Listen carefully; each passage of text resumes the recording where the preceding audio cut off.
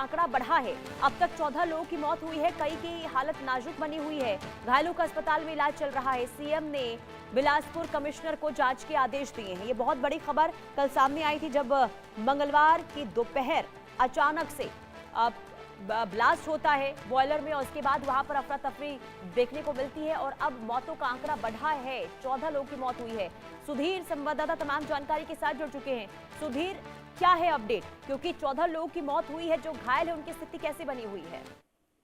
जी बिल्कुल, देखा जाए तो जिस प्रकार से सख्ती से जो औद्योगिक घटना निकलकर सामने आई है वो कहीं ना कहीं सवाल खड़े करती है, क्योंकि देखा जाए तो अब तक जो आंकड़े निकलकर सामने आए उस आंकड़ों में लगभग 14 लोगों की मौत जो है वो कहीं ना कहीं हुई हो। लगभग 20 से 22 मजदूर जो है गंभीर रूप से घायल है, जिनका इलाज जो है रायगढ़ में किया जा रहा है। परंतु सवाल यही खड़े हो रहे हैं कि बॉयलर के नीचे जो मजदूर काम कर रहे थे उनके लिए सेफ्टी के इक्विपमेंट क्यों नहीं थे, क्योंकि देखा जाए तो जो तस्वीरें निकलकर सामने आई है उसमें मजदूरों के सर के ऊपर किसी तरह कोई हेलमेट नहीं नजर आ रहा है। साथ ही साथ जो जैकेट वगैरह दी जाती है मजदूरों को वो तक जो है मजदूर के पास नहीं देखी जा रही। तो ऐसे में सवाल यही खड़े हो कि सेफ्टी का क्यों नहीं ध्यान रखा गया, क्योंकि देखा जाए तो लगातार इस प्रकार की घटनाएं निकलकर सामने आ रही है और सीधा खामियाजा जो है गरीब वर्ग को कहीं झेलना झेलना पड़ रहा है। साथ ही साथ जो मजदूर वर्ग है उनका भी साफ तौर पर कहना है कि जो बॉयलर के नीचे जो मजदूर मौजूद रहते हैं उनको किसी प्रकार की कोई सेफ्टी के इक्विपमेंट नहीं दिए जाते। और साथ ही साथ देखा जाए जब वो ब्लास्ट हुआ जी। तो कहीं ना कहीं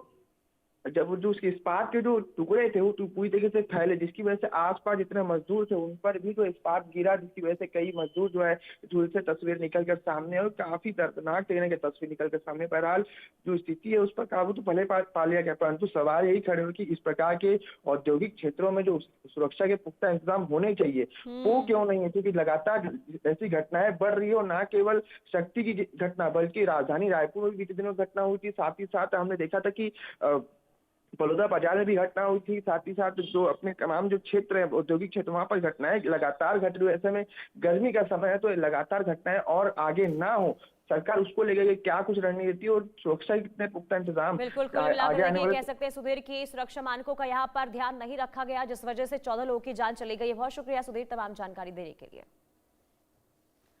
और रुकते हैं एक छोटे से ब्रेक के लिए। ब्रेक पर जाने से पहले नजर इस वक्त की हेडलाइंस पर।